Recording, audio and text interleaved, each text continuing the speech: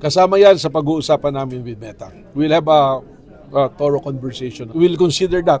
Tama yun. Kasi yung mga, kagaya nung, I was watching the news, ang sinasabi, yung roadblocks, meron din namang life lesson na maganda. Pero merong side na yun talaga yung pangit. Baka dapat parang yung may MTRCB, may censorship tayo on those aspects.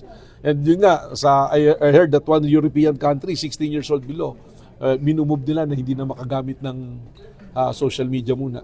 Yung violence na pinapagawa, parang part ng initiation. Exactly. Yung initiation, parang you will be promoted.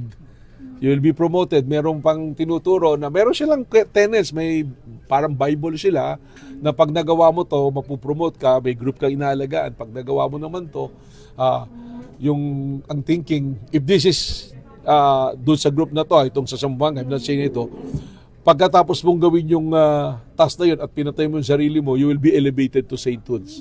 Something like that. Tagal na po ito. Yung mga task. So, Iba-iba. Marami. Nakita namin doon sa group, may ng bomb making, nagtuturo ng kung ano-ano na puro illegal na mga bagay. Matagal na po kayo. Hindi namin nakita pa kung gaano katagal. Kasi nag-collapse nga yung group. So we're trying to look and locate kung anong group pa ulit. We are informally, hindi pa formally established the interagency, but we are helping, we are in coordination with CICC and the ICT at this Office of the President as well, and the Office of the Speaker.